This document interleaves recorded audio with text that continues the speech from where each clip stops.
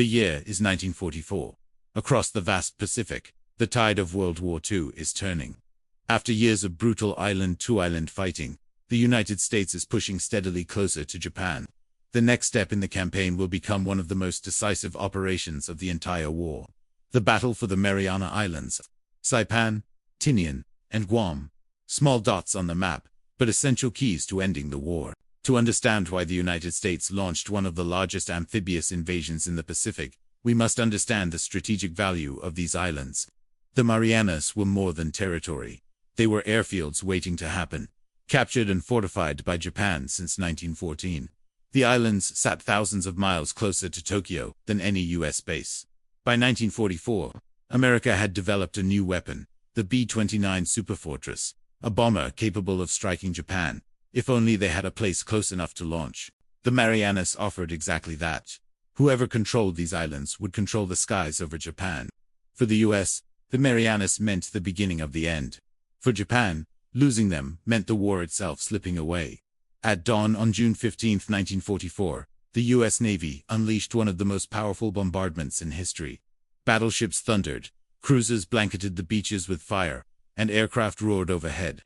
On the horizon, over 500 U.S. warships and transports prepared the way for 67,000 Marines and soldiers. Saipan was heavily defended, with Japanese bunkers, machine gun nests, and cave fortifications waiting for the invasion. The defenders had sworn to fight to the death. The moment the Marines' landing craft hit the shore, they faced intense machine gun fire.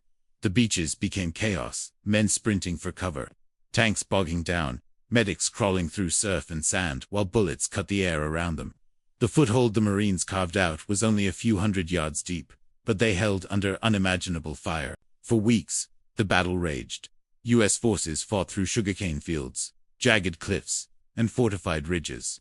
One of the most tragic moments came at Mapi Point, where thousands of Japanese civilians and soldiers jumped from the cliffs, believing propaganda that Americans would torture them. American troops tried desperately to stop them, calling out in Japanese, but failed. Saipan was declared secure on July 9, 1944. The cost was enormous, but the impact was immediate. The fall of Saipan triggered the collapse of the Japanese government. Prime Minister Hideki Tojo resigned in disgrace. While the battle on land raged, a massive showdown unfolded at sea, a clash later known as the Great Marianas Turkey Shoot.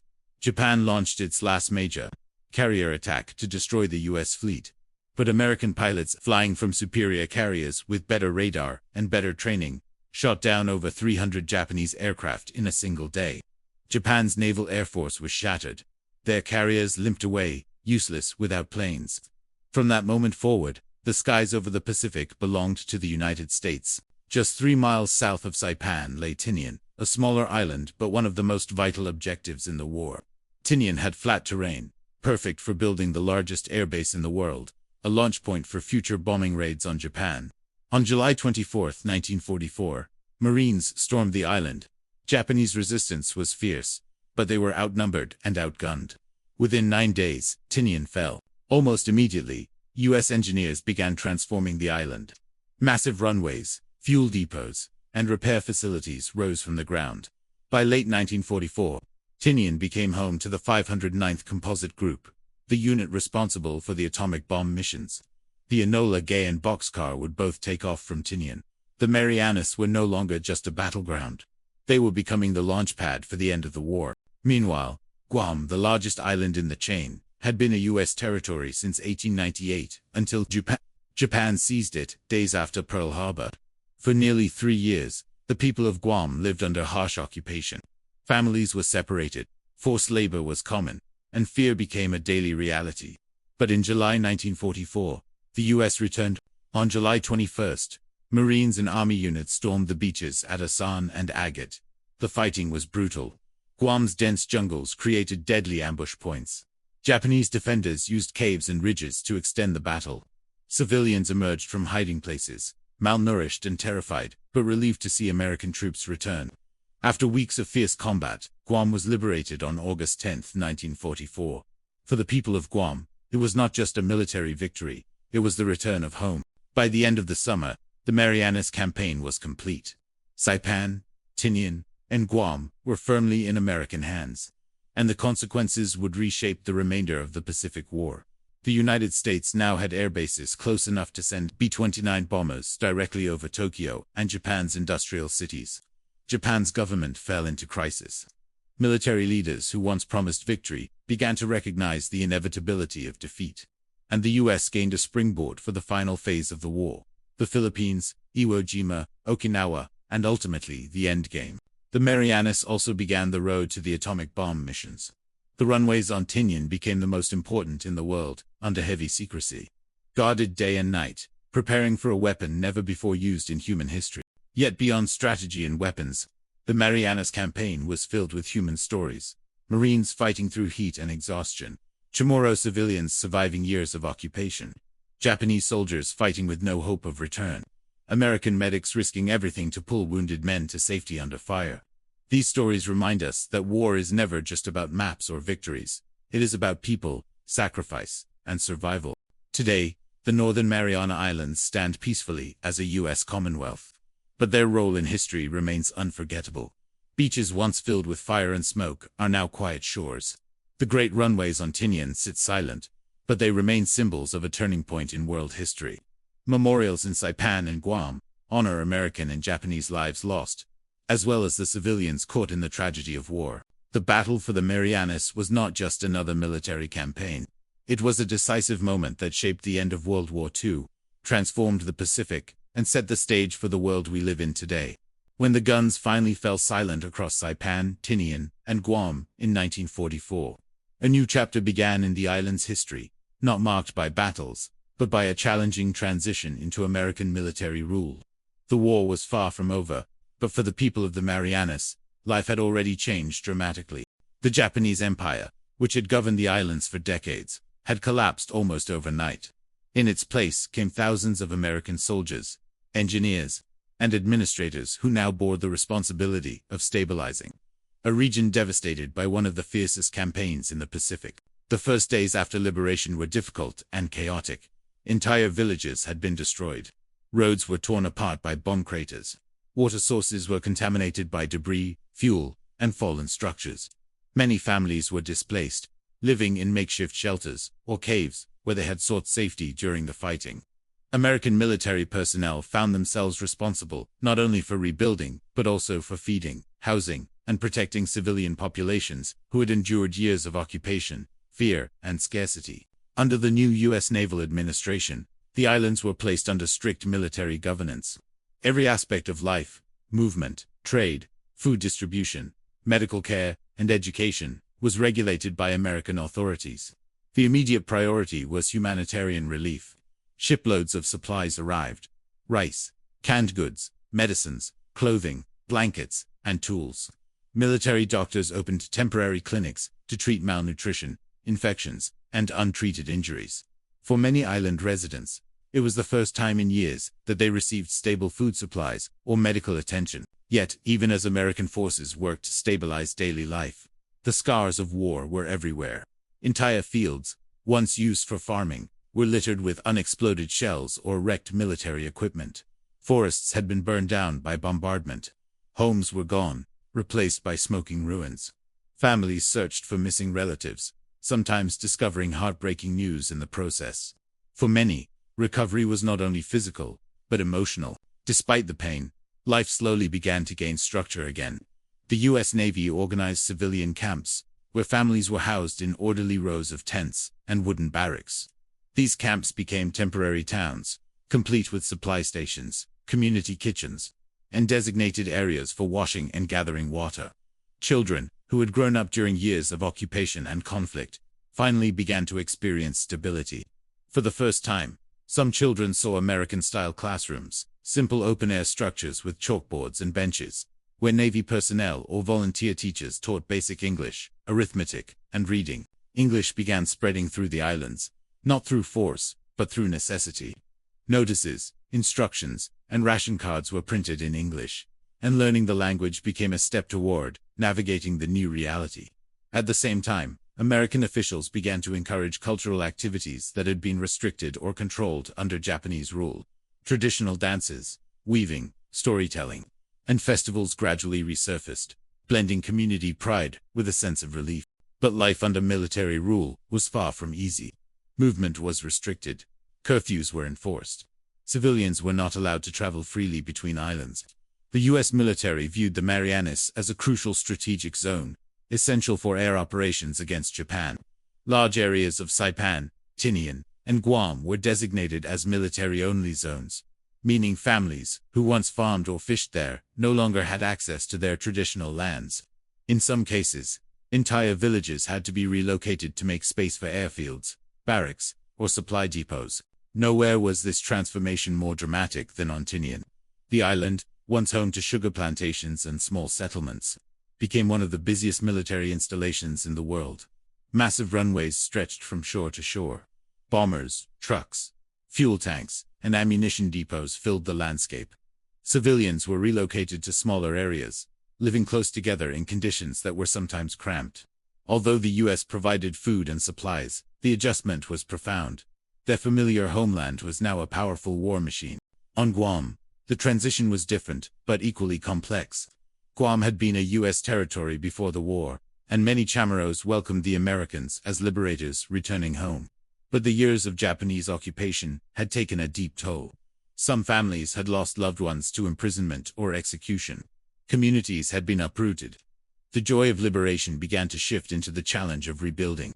American military rule brought safety, food, and medical support, but it also brought restrictions and immense structural changes.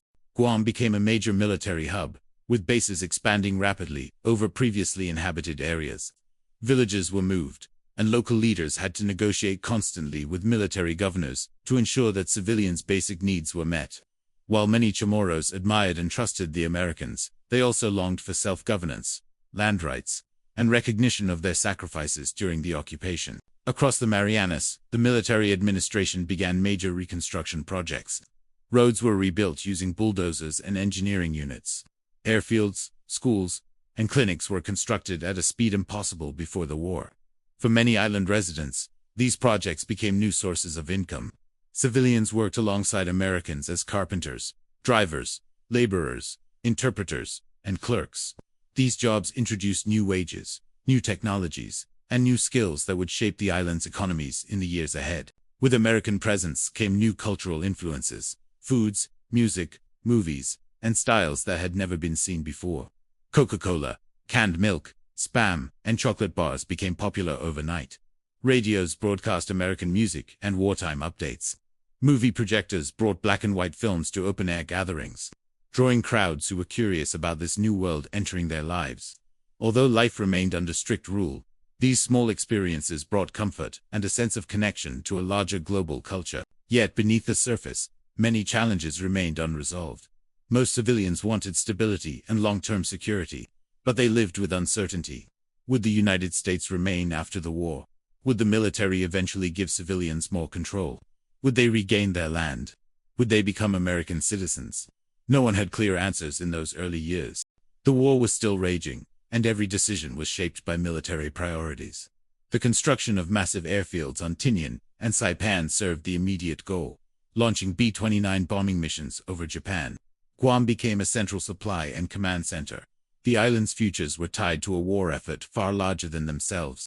By mid-1945, as atomic bomb missions were prepared on Tinian, civilians across the Marianas were living in a tense balance between recovery and ongoing military urgency.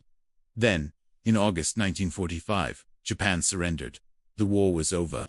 For the first time in years, the Pacific fell silent. But even with peace, military rule continued. Between 1945 and 1947, the U.S. focused on long-term stabilization, establishing courts, developing new administrative systems, preparing land surveys, and slowly reintroducing forms of local leadership. The islands were placed under the United Nations Trust Territory System, administered by the United States. This change marked the beginning of a slow transition away from direct military control, toward a future where island residents could eventually choose their political destiny. During these years, communities rebuilt homes using salvaged lumber from old military structures. Fishermen repaired boats and returned to the sea. Farmers reopened fields where unexploded shells had been safely removed. Children laughed again, running through rebuilt villages. Though life was still controlled by American authorities, hope was returning. The period of U.S. military rule from 1944 to 1947 was a time of hardship, rebuilding, and transformation. The islands had endured the violence of war and the weight of occupation. Now they were undergoing the challenges of reconstruction and adaptation. Yet through it all, the people of the Marianas showed remarkable resilience, strength, and determination to reclaim their lives. Little did they know, a new chapter was about to begin, one that would reshape their political identity and pave the way for the modern Commonwealth of the Northern Mariana Islands. But before that could happen, the islands would need to navigate the complex years of trusteeship, negotiation, and cultural rebirth still ahead. When World War II finally ended in 1945, the Northern Mariana Islands stood at a crossroads. For 3 years, the islands had lived under strict U.S. military rule, a system focused on security, reconstruction, and stabilization after the devastation of the Pacific Campaign. But with the guns silent and the global conflict over, the question emerged: what would become of these islands now? Would the United States continue to govern them directly? Would they regain independence? Or would they fall into a new system shaped by the world's emerging international order? The answer began to take form in 1947, when the newly created United Nations proposed a system known as the Trust Territory of the Pacific Islands. This plan placed several former Japanese-controlled territories, including the Northern Marianas, the Marshalls, Palau, Yapchuk, Pohnpei, and Kosrae, under the administration of the United States. It was a system unlike anything the islands had experienced before.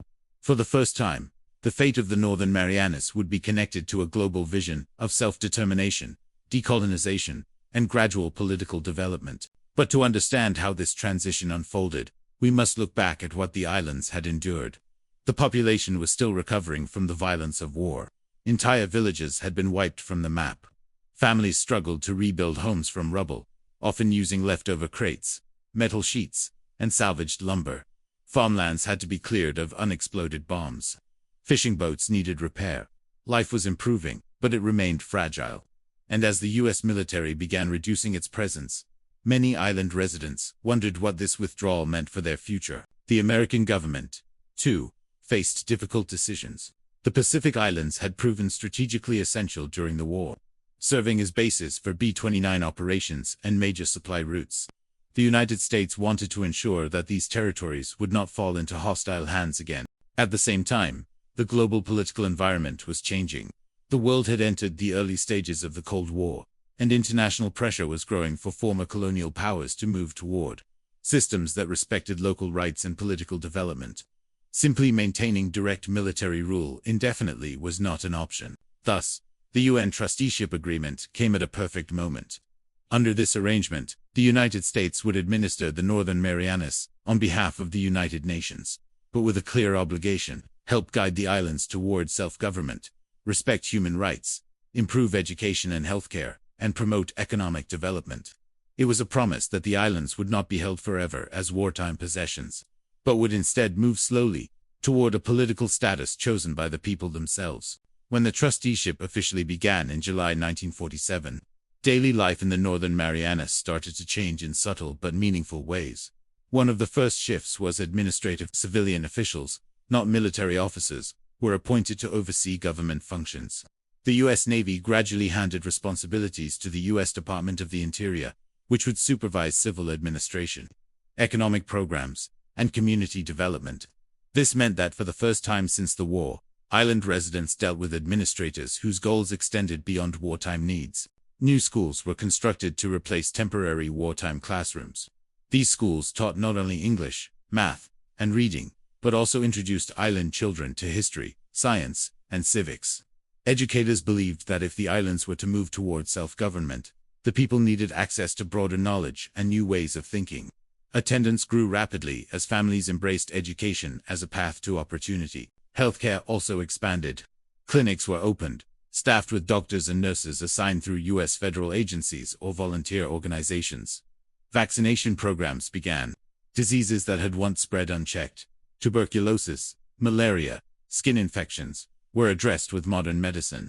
For many families, this newfound access to healthcare saved lives that might otherwise have been lost. Economically, the trusteeship brought both hope and uncertainty. The islands had no major industries left after the war. The sugar plantations of the Japanese era were gone. Most families relied on fishing, small-scale farming, or work on U.S. projects. The American administration attempted to introduce development programs, such as agricultural training, cooperative farming, and small community businesses. But progress was slow. The islands remained isolated, with limited transportation and almost no exports.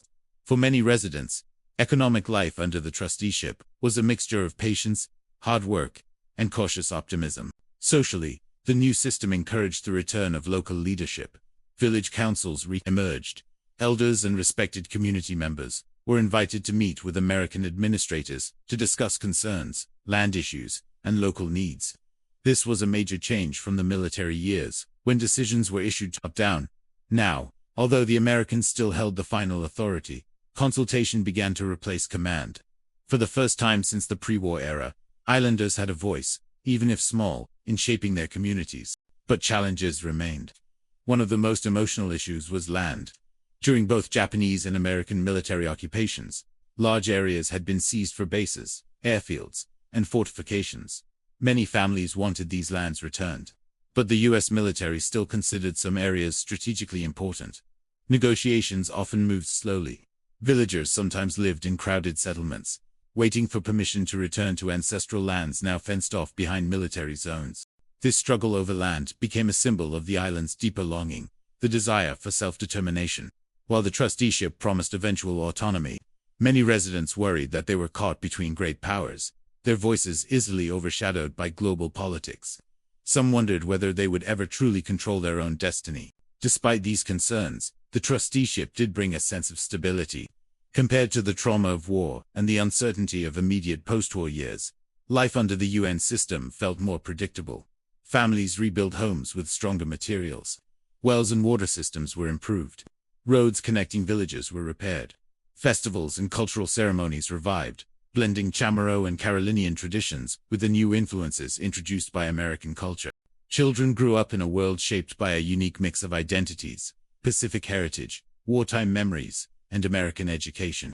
Many elders still remembered the Japanese era clearly, and stories of that time formed part of the community's shared memory. The younger generation, however, was now growing up with English-language textbooks, American sports, and a different worldview.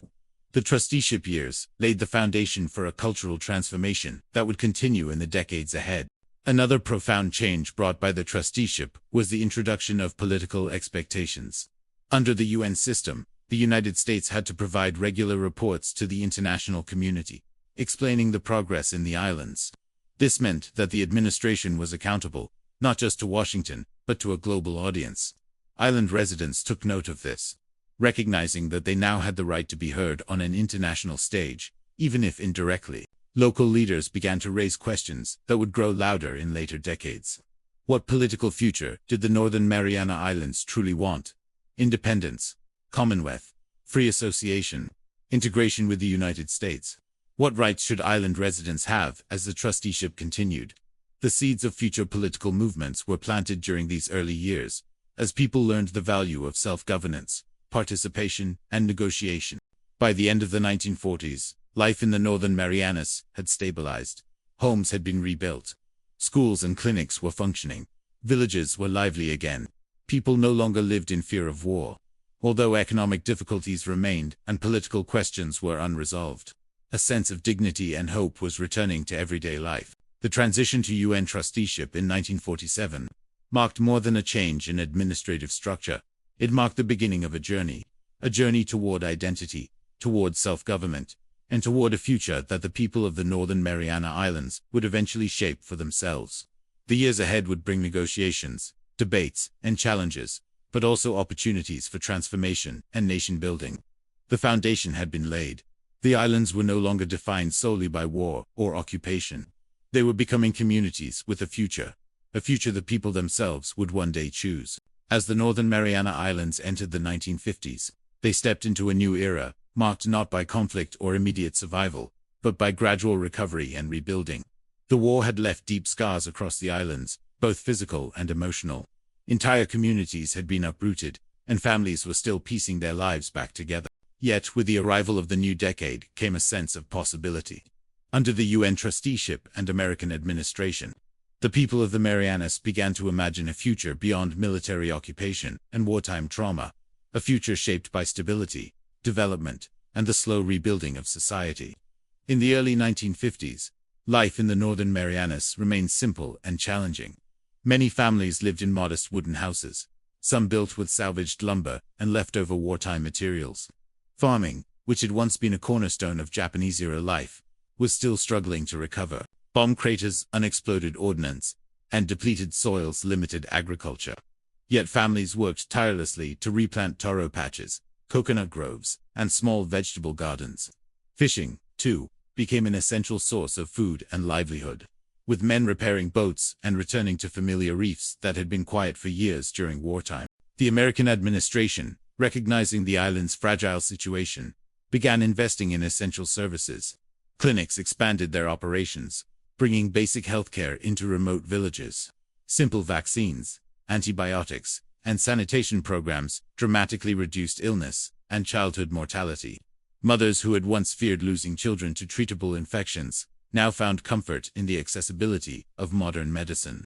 These improvements, though modest by global standards, represented life-changing progress for families trying to rebuild stability. Education became one of the central pillars of recovery. The classrooms of the late 1940s, open-air structures with chalkboards nailed to wooden posts, gradually gave way to more organized schools built with concrete walls, tin roofs, and desks. American teachers, Peace Corps volunteers, and locally trained educators worked side by side to create a new generation of island students. English language instruction remained central, opening the doors to new opportunities and giving young people access to global knowledge that their parents' generation had not experienced. For many children, walking to school each morning became a symbol of hope, a daily reminder that their futures were no longer shaped by war, but by learning.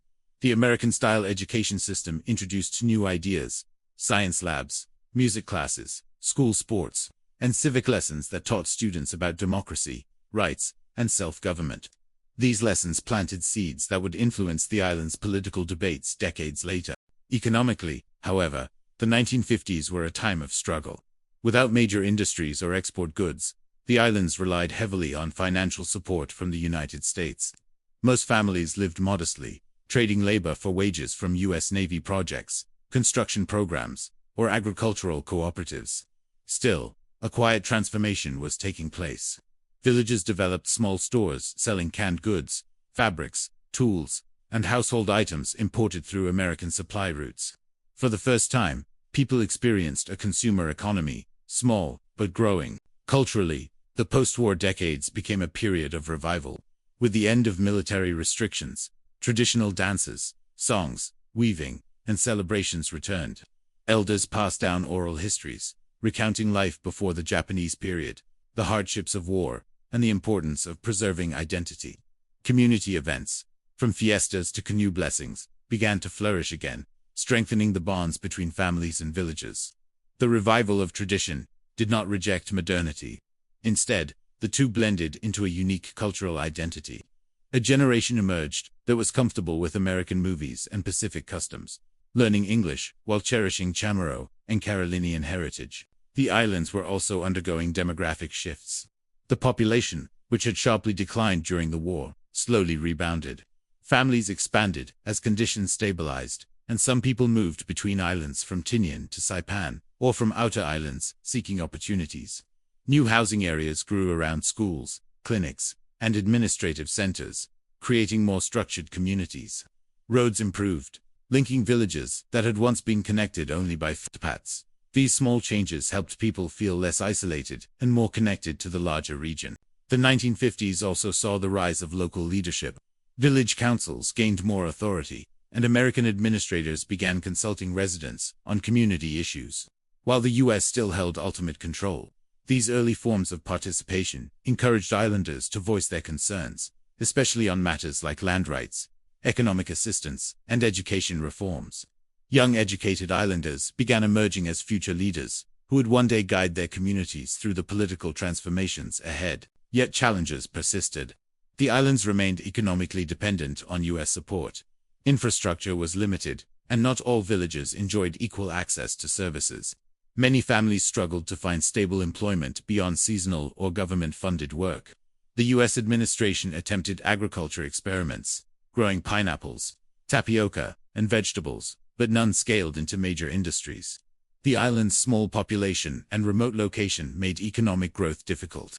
Still, despite the slow pace, progress continued year by year. As the late 1950s gave way to the 1960s, the Northern Marianas entered a decade marked by increasing global change. Around the world, movements for independence and decolonization were sweeping across Asia, Africa, and the Pacific. Former colonies were becoming nations, and small island territories were demanding political voice. This global atmosphere influenced the Marianas, awakening discussions about political identity and long-term governance. Meanwhile, the islands themselves saw significant improvements. Modern homes were built with concrete blocks instead of wood, new clinics opened, and school buildings expanded. Transportation improved as the U.S. constructed better roads and small ports. Radio stations began broadcasting local news, American music, and educational programs. For the first time, island residents could hear about regional events, political movements, and global affairs. Tourism was almost non-existent during this period, but small steps hinted at future potential. A few adventurous visitors, mostly American military families or island administration staff, documented the island's natural beauty, beaches, and cultural richness. Their photographs and stories would later help promote tourism, but that wave would come decades later. Perhaps the most important development during the 1960s was the emergence of political awareness.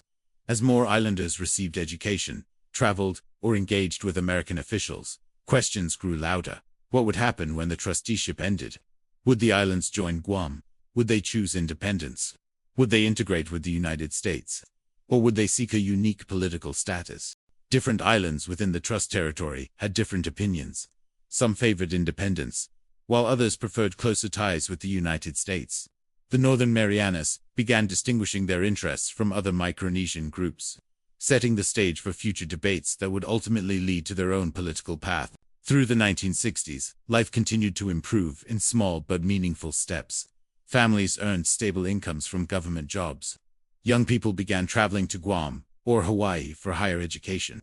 American programs brought scholarships, training opportunities, and technical support. Churches rebuilt and expanded, becoming central pillars of community life. Social gatherings, festivals, and celebrations strengthened cultural unity. By the end of the 1960s, the Northern Mariana Islands had transformed dramatically from their wartime devastation. The physical wounds of the 1940s had largely healed. Homes, schools, and clinics stood where bomb craters once marked the landscape. A generation of children who had grown up in peace were now teenagers shaping new dreams. Life remained humble, but it was stable, and stability created space for ambition. Yet beneath this growing sense of normalcy was the awareness that the trusteeship system was temporary. The islands were not meant to stay in this political arrangement forever.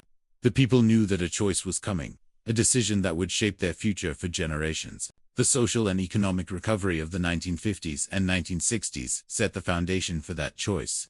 It strengthened communities, nurtured leaders, revived culture, and stabilized daily life. With each passing year, the Northern Marianas were no longer defined by war or occupation. Instead, they were becoming a society prepared to step toward self-governance, ready to join the global conversation about identity, rights, and political destiny. The stage was set. The decades of recovery were complete. Ahead lay a new era, one that would bring political awakening, negotiation, and the transformation of the Northern Mariana Islands into the Commonwealth that exists today. As the Northern Mariana Islands entered the 1960s, they found themselves standing at the edge of a major transformation. The decades of rebuilding after World War II had brought stability, education, and new economic opportunities. Villages had grown, schools had improved, and a new generation had emerged, one that had never known the trauma of war firsthand. These young men and women grew up under American administration, learning English, studying U.S. civics, and becoming increasingly aware of the wider world beyond their islands. They lived in a time when nations around the world were fighting for independence, self-determination, and political identity. And slowly, those global questions began reaching the shores of the Marianas, the trust territory of the Pacific Islands. Created under the United Nations in 1947, had always been intended as a temporary arrangement. By the 1960s, it became clear that its future could no longer be delayed. Across Micronesia, from Palau to Yap, from Chuuk to Pohnpei, people were asking what would happen when the trusteeship ended. Would these islands become independent nations? Would they unite into a single Micronesian state? Or would some see closer ties to the United States? The Northern Marianas, though part of this larger trust territory, were beginning to lean in a direction different from many of their Micronesian neighbors. One of the key influences on the political awakening of the Marianas was education. As more young people graduated from high school or traveled to Guam, Hawaii, or the U.S. mainland for further studies, they returned with new perspectives. They saw how government worked elsewhere. They studied democracy, law, and economic development. They understood that political status was not just a distant concept. It was the foundation of how their islands would be governed, how their land would be protected, and what rights future generations would inherit. By the mid-1960s, community discussions about political status became more frequent. Village meetings, church gatherings, and informal conversations among local leaders gradually evolved into structured debates. What form of government would best serve the islands? What relationship should the Northern Marianas have with the United States? Should they join the rest of Micronesia in a unified political entity, or pursue a separate path? At the same time, the U.S. government began encouraging more political participation. Elected district legislatures were created in different parts of the trust territory, giving islanders a chance to practice local governance. For many leaders in the Northern Marianas, this was their first real experience in a formal political system. They debated budgets, community needs, and development strategies. They learned the art of negotiation, compromise, and policy-making. These early institutions laid the groundwork for the political negotiations that would soon follow. However, tensions began to rise within the trust territory. While many islands were pushing strongly toward full independence, the Northern Marianas felt differently. Their experience under American administration with education, economic support, and security had shaped a unique outlook. Many residents feared that independence or joining a new Micronesian nation might lead to instability or reduced access to U.S. economic assistance. Others believed that their small population and limited resources made independence impractical. And culturally, many in the Northern Marianas felt closer to the American way of life than to the more distant islands of the Western Pacific. These differences became more pronounced in the late 1960s. As political movements across Micronesia intensified, leaders from the Northern Marianas began voicing their desire for a separate path, one that would allow them to negotiate directly with the United States without being bound by the decisions of the larger trust territory. In 1969, a major turning point arrived. The United Nations sent visiting missions to the trust territory to evaluate political progress and gather opinions from local communities. When the mission reached the Northern Marianas, they were greeted with a clear and unified message. The people overwhelmingly favored a closer relationship with the United States, not independence or federation with other Micronesian islands.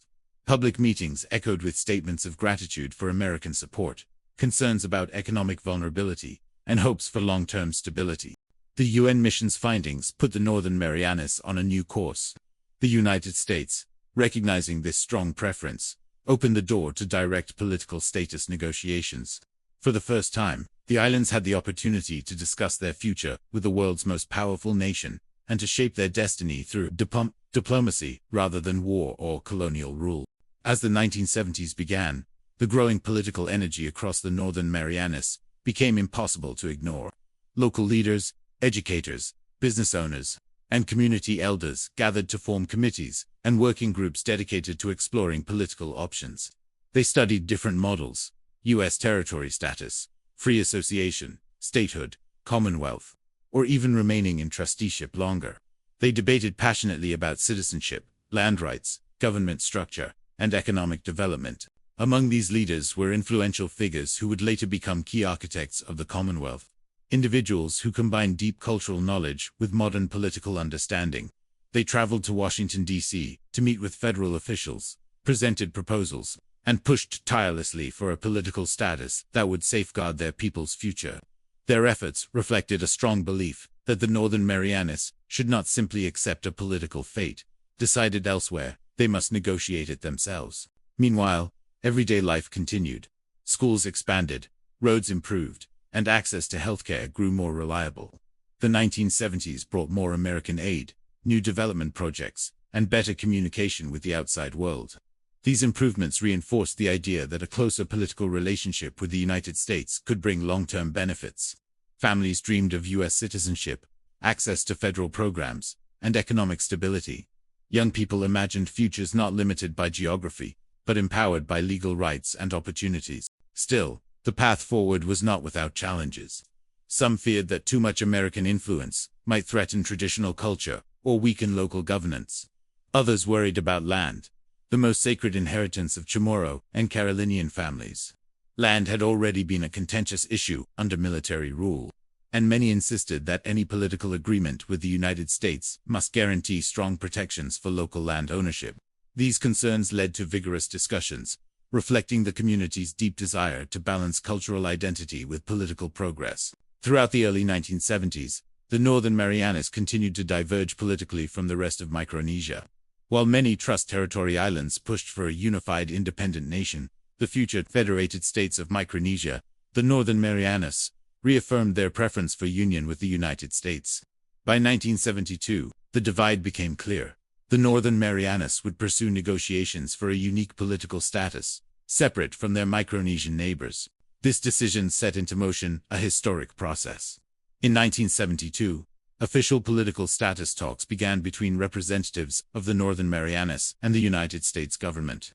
These negotiations were intense and complex, involving debates on citizenship, self-government, land rights, taxation, federal programs, and long-term obligations. American officials were cautious, aware that granting too much autonomy could set precedents elsewhere. Northern Marianas leaders were equally determined, insisting that any agreement must reflect the will of their people. The talks continued for years, marked by breakthroughs, setbacks, and moments of deep unity among island representatives. Community surveys, village meetings, and public hearings ensured that the negotiations remained grounded in the people's wishes. By the mid-1970s, the framework of a new political status was beginning to take shape, one that would ultimately create the Commonwealth of the Northern Mariana Islands. By the end of the political awakening period, the Northern Mariana Islands had evolved from war-torn communities under military rule into politically active, educated, and determined people ready to shape their own destiny. The path toward political status negotiations was not simple, but it was driven by collective vision, a vision rooted in cultural pride, gratitude for American support, and a desire for a stable and prosperous future. The 1960s and 1970s had transformed the Marianas from passive participants in history to active negotiators of their fate. Ahead lay the defining moment of their political journey, the negotiation and signing of the covenant with the United States, which would forever change the island's future and their place within the American family. By the mid-1970s, the Northern Mariana Islands had reached a decisive moment in their long journey from war, occupation, and trusteeship toward true political self-determination. The decades after World War II had been filled with rebuilding and reflection. The 1950s brought slow recovery. The 1960s brought rising education and political awareness. And the early 1970s ignited a powerful movement, a determination among the people of the Northern Marianas to take control of their political future. Now, in 1976, all of that effort, debate, and negotiation would crystallize into a monumental achievement: the creation of the Commonwealth of the Northern Mariana Islands, a political union with the United States unlike anything else in the Pacific. The path toward this historic moment did not begin in the halls of American power, but in humble village meetings, yards, and church gatherings throughout Saipan, Tinian, and Rota. It began with questions whispered in community circles. What will become of us when the trusteeship ends?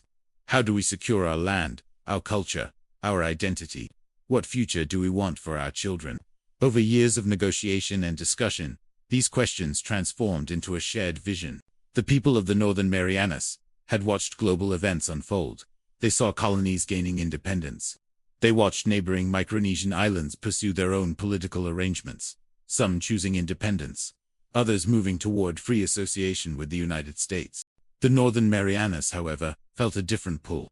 Their long history with American administration, dating back to the liberation of Saipan and Tinian during World War II, created a unique relationship.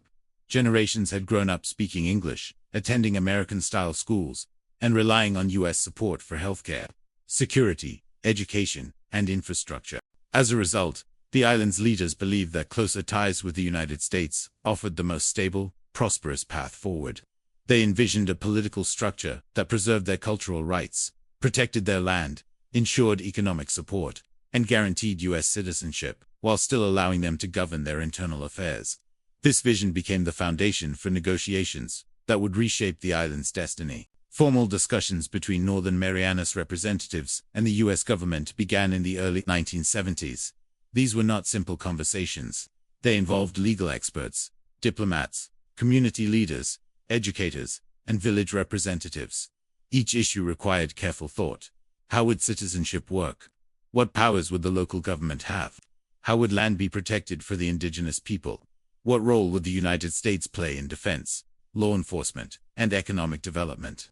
Every detail mattered, because the agreement they forged would define the relationship for generations. Negotiators from the Northern Marianas insisted on several core principles. First, land must remain protected for the local people. Land had been lost under previous administrations, seized for sugar plantations under Germany, taken for military purposes under Japan, and held by the U.S. military after the war. The people wanted assurances that their ancestral lands would never again be taken or sold without their consent. Second, the islands wanted the right to elect their own leaders, manage their own local affairs, and operate under a constitution shaped by their cultural values. Third, they wanted U.S. citizenship, not as a privilege, but as a recognition of the deep ties that had formed over decades of shared history. American officials understood the significance of these requests. They also saw the strategic value of the islands. The Marianas held key locations in the Western Pacific, and a stable, permanent relationship offered long-term benefits to both sides.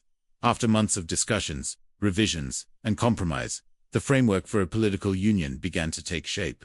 In February 1975, the final draft of the political agreement was completed. It was called the Covenant, to establish a Commonwealth of the Northern Mariana Islands in political union with the United States of America, usually referred to simply as the Covenant. This document was historic. It outlined a political arrangement that blended self-government with union. It promised U.S. citizenship. It guaranteed land protections. It established the right to draft a local constitution. It affirmed that the people of the Northern Marianas would have control over their internal affairs, while the United States retained authority in areas such as defense and foreign policy, similar to states and unincorporated territories. But before this covenant could take effect, it required approval, not just from American leaders, but from the people of the Northern Mariana Islands themselves. A plebiscite was held, allowing every eligible voter to decide the island's future. The results were overwhelming. More than 78% of voters approved the covenant. This was not a small victory. It was a powerful declaration of the people's will. It showed that the desire for a political union with the U.S. was not limited to a few leaders. It was shared across villages, families, and generations. After the plebiscite, the covenant moved to Washington, D.C. for consideration by the U.S. Congress. Lawmakers debated its terms, recognizing that it would create a new political model. On March 24, 1976, Congress passed the covenant, and soon after, it received the signature of the president. With that signature, the Northern Mariana Islands officially began their transformation into a U.S. Commonwealth. This moment marked the beginning of a new era. Though the transition would take several years to complete fully, the foundation had been laid.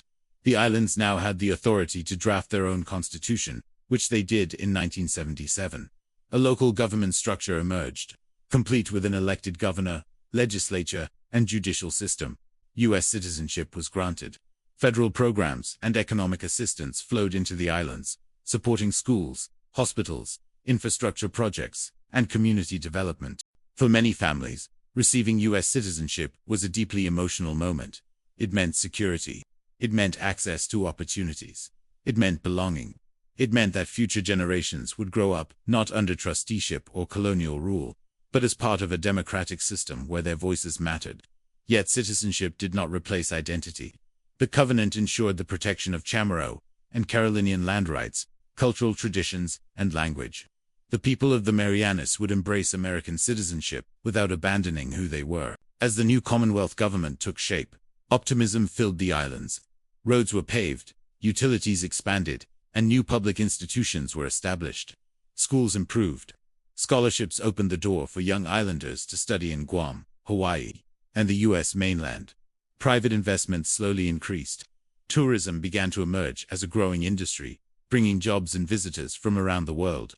The islands, once devastated by war and shaped by decades of external control, were now building a future defined by choice and collaboration. The establishment of the Commonwealth in 1976 stands as one of the most important milestones in the history of the Northern Mariana Islands. It signaled the end of the old world, the world of occupation, trusteeship, and uncertainty, and the beginning of a new chapter where the islands held the power to decide their own destiny.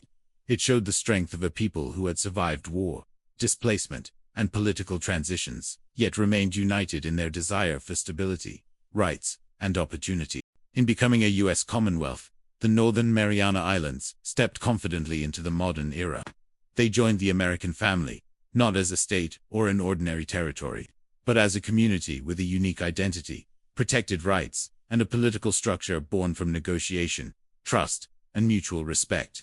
It was a powerful example of self-determination, a reminder that even small islands, separated by vast oceans, can shape their own future when their people stand together with courage and vision. The story of the Covenant was not just a political achievement, it was a story of resilience, unity, and hope.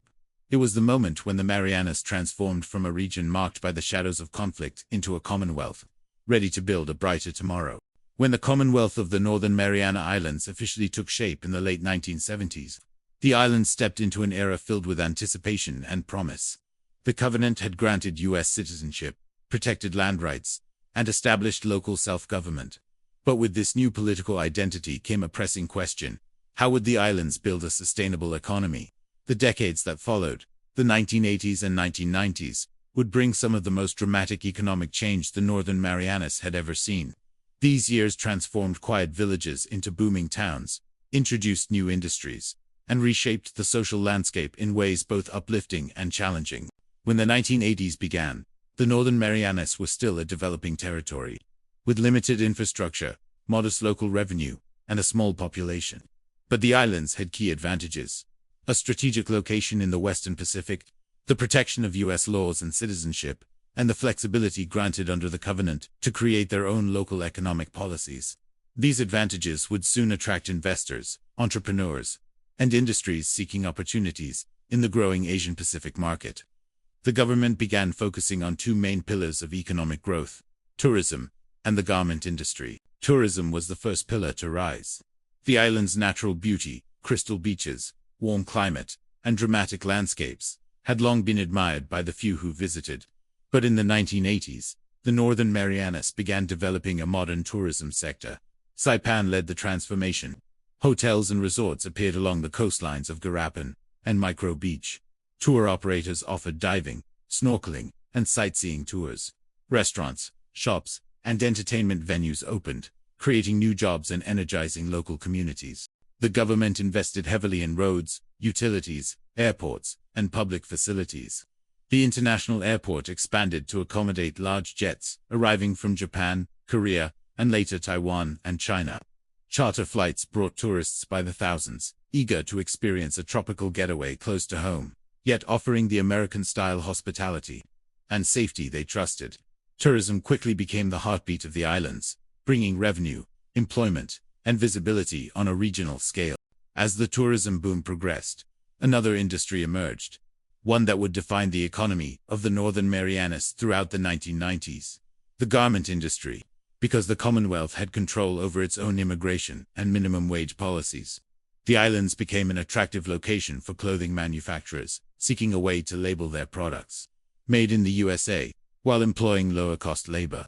Factories began opening across Saipan, hiring workers from China, the Philippines, Bangladesh, and other Asian nations.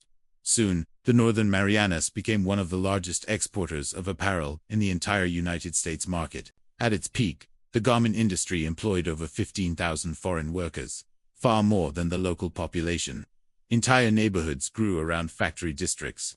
Apartment buildings filled with foreign workers became part of the island's daily rhythms. Buses transported workers between dormitories and factories at all hours. The industry brought significant revenue to the local government through taxes, fees, and economic activity. Roads were built, schools expanded, and public services improved, thanks to the income generated by this booming sector. But with this economic success came new challenges. The sudden population increase strained infrastructure and resources. Social tensions arose as the islands adjusted to cultural diversity on a scale never before experienced. Reports of labor abuses, unequal working conditions, and exploitation in some factories sparked international scrutiny. Critics accused some employers of taking advantage of the island's exemption from federal labor laws. Journalists and activists traveled to Saipan to expose these issues, and major U.S. retailers faced lawsuits and public pressure to ensure ethical practices. For local residents, the transformation of the economy was both exciting and complex. Families enjoyed newfound stability. Many found work in hotels, construction, transportation, and government offices. Small businesses flourished from local shops and restaurants to tour companies and service providers. The flow of money strengthened communities, supported education, and expanded public services. Yet some worried about the rapid pace of change and the potential erosion of culture and traditional values. Elders feared that younger generations might lose touch with Chamorro and Carolinian heritage as foreign influences grew stronger. Throughout the 1980s, the government balanced the need for economic growth with the preservation of local identity. Laws protecting land ownership remained strong, preventing large-scale foreign land acquisition. Cultural programs, festivals, and language instruction were expanded to reinforce heritage. Community celebrations such as Liberation Day, Constitution Day, and cultural festivals became important reminders of history and unity. As the Northern Marianas entered the 1990s, the economy soared to new heights. Tourist arrivals peaked, and the garment industry reached maximum capacity. Saipan transformed into a bustling commercial district with hotels, boutiques, karaoke lounges, and international restaurants. New residential areas sprang up in San Vicente, San Roque, Chalan Lalo, and other villages. The islands felt alive with energy and optimism, drawing attention from investors and visitors across the Pacific.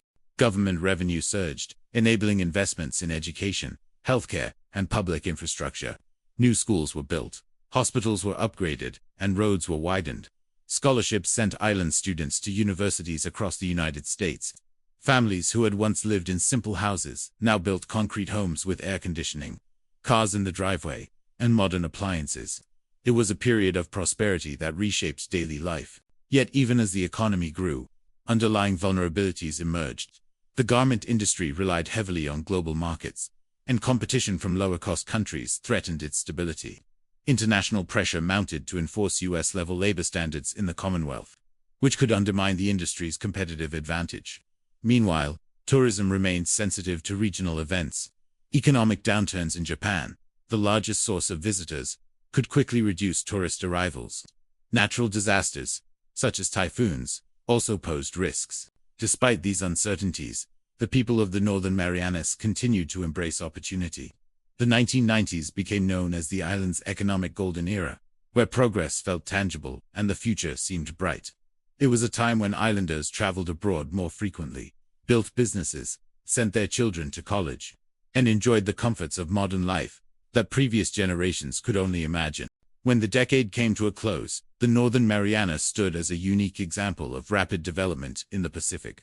In just 20 years, the islands had transformed from a small, recovering territory into a thriving Commonwealth, with global industries, international tourism, and a culturally diverse society. The boom years brought prosperity and growth, but they also left questions to be answered.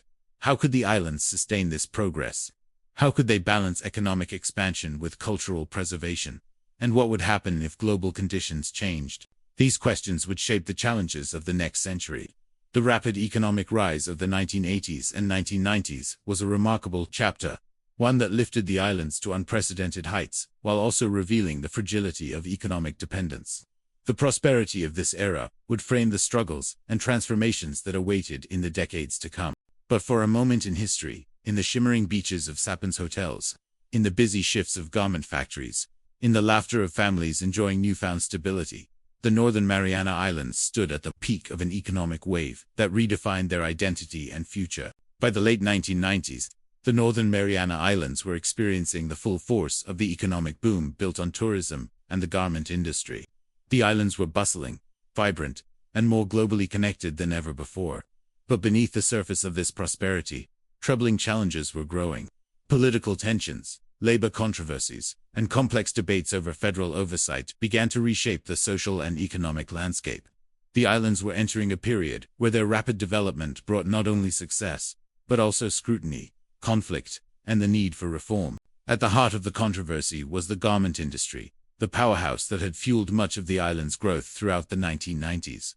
Because of the Commonwealth's unique political status, the Northern Marianas controlled its own immigration and minimum wage laws, allowing factories to hire foreign workers at wages far lower than the U.S. mainland. Clothing made in Saipan could legally carry the label, "Made in the USA," giving manufacturers a competitive advantage that drew global attention. But this advantage came at a cost. As tens of thousands of foreign workers arrived, stories began emerging about harsh working conditions, overcrowded housing, withheld passports, and unfair contracts. While many workers came willingly seeking better pay, others found themselves trapped in systems that offered little protection. Reports circulated of long work hours, limited freedom of movement, and employers threatening deportation for anyone who complained. International journalists, labor rights activists, and U.S. politicians soon turned their eyes towards Saipan, exposing conditions that sparked outrage on the mainland. The political pressure intensified as major U.S. apparel brands were linked to factories in the Commonwealth. Lawsuits were filed. Investigations were launched. Public figures demanded change, arguing that the Northern Marianas could not enjoy the privileges of U.S. association while operating under labor conditions that fell far short of American standards. Suddenly, the islands that had once been celebrated for their economic rise found themselves the center of national debate. Local leaders found the situation complex. On one hand, the garment industry generated essential revenue, funded public services, and fueled economic growth. On the other hand, the controversies threatened the island's reputation, raised moral concerns, and invited federal intervention that could undermine local autonomy. The Covenant had granted the Northern Marianas the ability to control their own labor and immigration systems, a power that many islanders saw as central to their several covenants. Federal oversight felt like an intrusion, a potential erosion of the rights they had negotiated so carefully in the 1970s. Throughout the late 1990s, the tension between economic need and ethical responsibility grew. The local government attempted to address some abuses through new regulations, oversight committees, and partnerships with federal agencies. But critics argued that these reforms were too slow or insufficient. Meanwhile, activists pushed for full application of U.S. federal labor laws in the Commonwealth. The issue became symbolic, a clash between local autonomy and national standards, between economic opportunity and human rights. The political challenges expanded beyond labor concerns. As the island's population grew with foreign workers, debates intensified over cultural preservation, land rights, and the identity of the Commonwealth.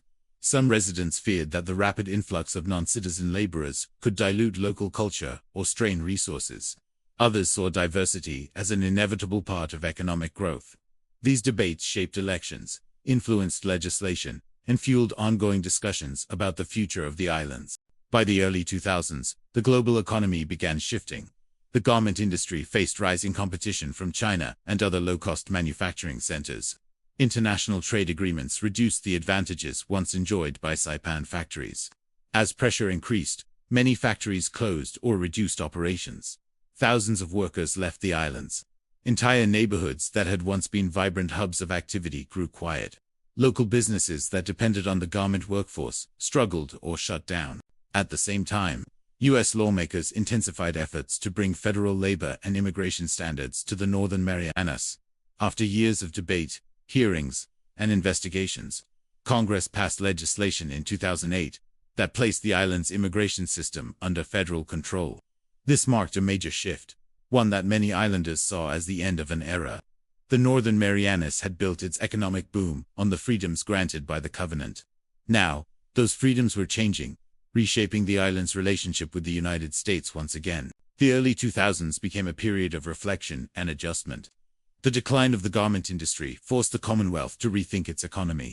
Tourism remained strong, but it was vulnerable to global downturns, geopolitical tensions, and natural disasters. The islands needed new strategies for sustainable development, diversification, and long-term stability. Political leaders began exploring new industries, education, agriculture, foreign investment, and niche tourism markets, but none could replace the massive economic engine that the garment factories had once provided. Yet this period was not only about economic loss. It was also about growth and awareness, accountability, and governance.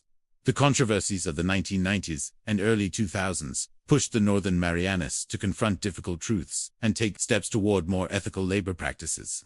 It encouraged stronger cooperation with federal agencies, paved the way for new policies to protect workers, and deepened the island's understanding of the responsibilities that come with their unique political status. For many residents, these years were bittersweet. They remembered the prosperity of the boom years, but they also recognized the social challenges that rapid development had created. Communities reflected on questions of identity, culture, and long-term direction. The islands were learning, often painfully, that economic growth must be balanced with fairness, regulation, and sustainable planning. As the Northern Mariana Islands moved beyond the 2000s, they carried with them the lessons of this transformative era. The political challenges and labor issues of these decades left a lasting impact on the Commonwealth, shaping its laws, its institutions, and its relationship with the United States. They revealed the strengths and vulnerabilities of the island's economy, the importance of ethical governance, and the ongoing work required to build a just and resilient society. The story of the 1990s and early 2000s was not simply one of controversy or decline. It was a chapter of evolution, a turning point where the Northern Marianas confronted the realities of global industry, embraced reform, and began searching for a new path forward in the post-garment era. As the Northern Mariana Islands entered the 2000s, the economic boom that had defined the previous decades was fading. The closure of garment factories, federalization of immigration, and shifts in global markets left the islands searching for a new identity and economic foundation. But just as the Commonwealth began navigating these structural changes, a series of natural disasters, global recessions, and internal challenges placed heavy pressure on its fragile economy. The 2000s and 2010s became a period marked by resilience, a test of the island's ability to withstand hardship, rebuild, and adapt. When the garment industry rapidly declined in the early 2000s, the effects were immediate and severe. Factories that had once employed thousands shut their doors. Dormitories emptied. Businesses that relied on foreign workers struggled or disappeared. Government revenue plummeted as taxes and fees from the garment sector evaporated. The islands faced rising unemployment, shrinking budgets, and uncertainty about the future. The Commonwealth had relied heavily on the industry for 2 decades, and now it had to confront the consequences of economic overdependence. Tourism remained the primary economic engine, but it too faced instability. The early 2000s saw global shocks, the aftermath of 9/11s, rising fuel prices, and recessions in Asia, all of which affected travel patterns. Japan, once the Northern Marianas' most reliable market, experienced its own economic slowdown.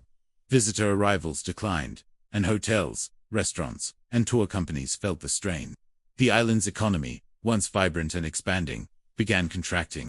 Then came one of the most significant policy changes in the Commonwealth's history, the federalization of immigration in 2008. For decades, the Northern Marianas had controlled its own labor system, allowing flexibility in hiring foreign workers. But after years of national scrutiny and labor controversies, the U.S. Congress transferred immigration authority from the CNMI government to the Federal Department of Homeland Security. This change created uncertainty for businesses that relied heavily on foreign labor, especially in tourism and service industries. Employers struggled to navigate the new system.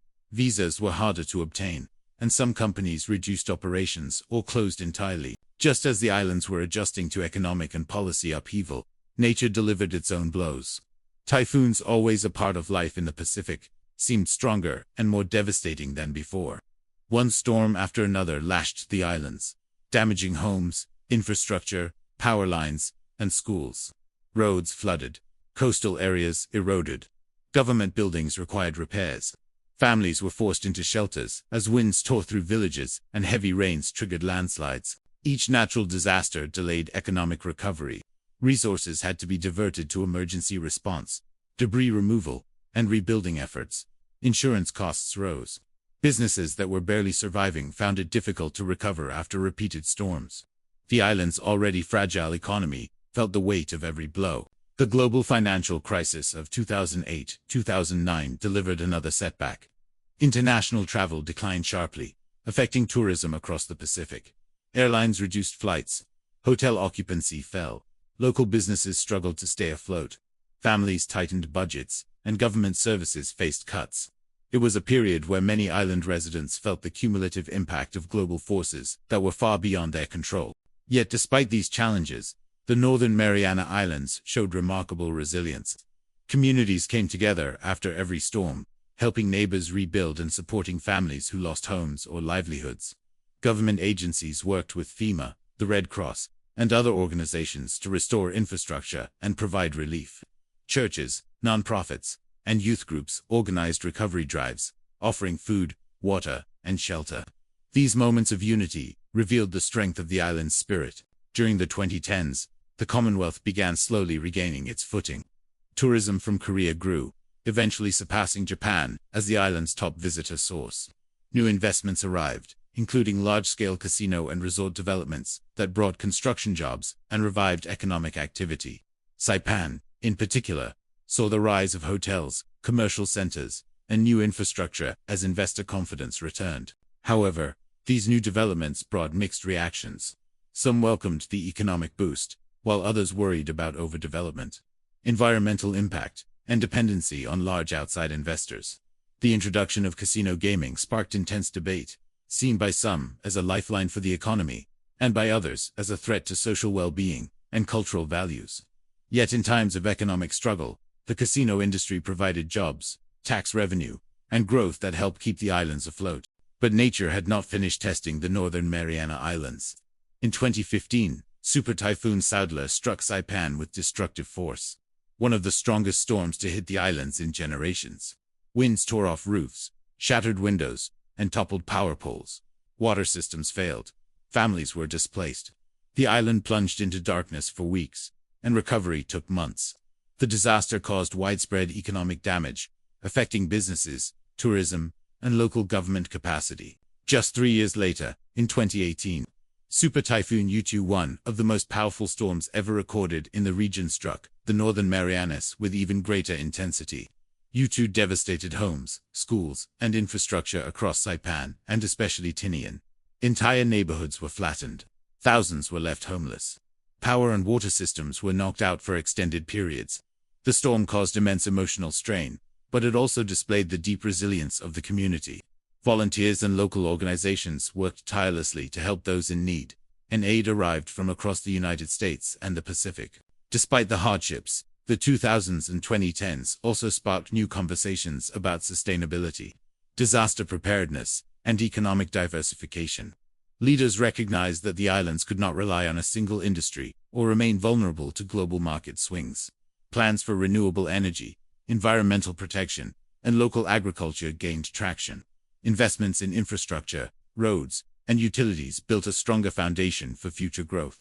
Efforts to preserve Chamorro and Carolinian culture expanded through schools, festivals, and community programs. By the end of the 2010s, the Northern Mariana Islands had endured 2 decades of economic turbulence, policy changes, and natural disasters, yet they remained standing, rebuilding, and moving forward. These years reshaped the island's identity, teaching hard lessons about resilience, adaptation, and the importance of unity in times of crisis. The struggles of this era would guide future decisions, reminding leaders and citizens alike that strength is not measured by prosperity alone, but by the ability to rise again after hardship. The story of the 2000s and 2010s is not only one of storms and struggle, it is also a story of courage, community, and renewal, a chapter that prepared the Northern Mariana Islands for the challenges and opportunities of the modern world.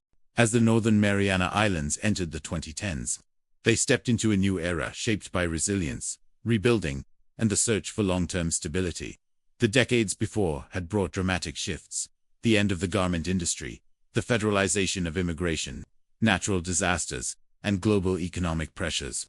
Now, the Commonwealth found itself redefining its identity once again, navigating the challenges of the modern world, while preserving the cultural and historical foundations that shaped its past.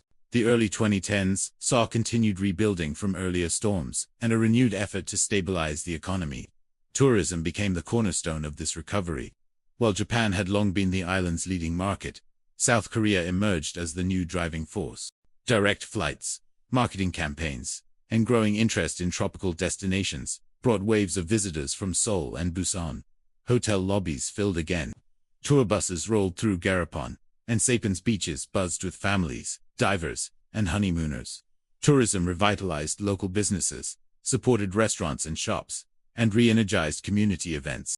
At the same time, the Commonwealth began experiencing a new wave of development driven by major foreign investments, large-scale hotel projects, resorts, and the introduction of casino gaming in Saipan transformed parts of the island.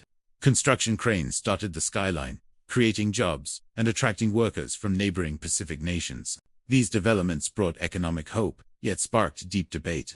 Supporters believed casinos would diversify the economy and provide crucial revenue for public services. Critics feared social problems, environmental impacts, and the influence of powerful investors. The debate reflected the island's ongoing struggle to balance growth with community values, a theme that would continue to shape public discussions.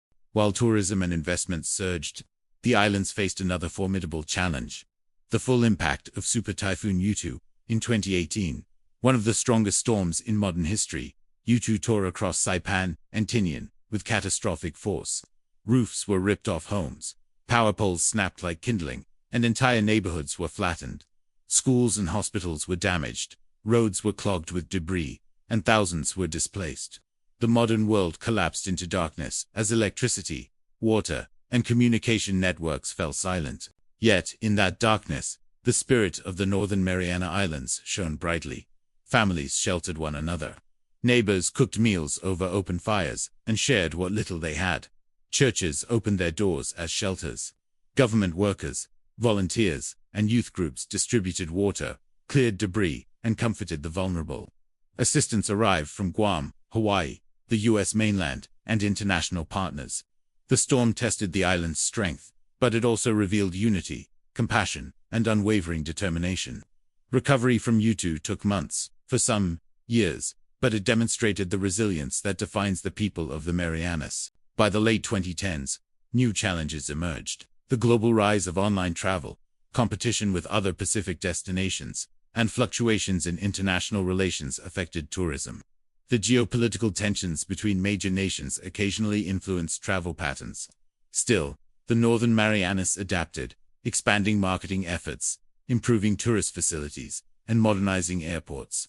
The government launched initiatives to protect beaches, marine life, and natural resources, recognizing that long-term economic stability depended on environmental preservation. Then came one of the greatest disruptions of the modern era: the COVID-19 pandemic.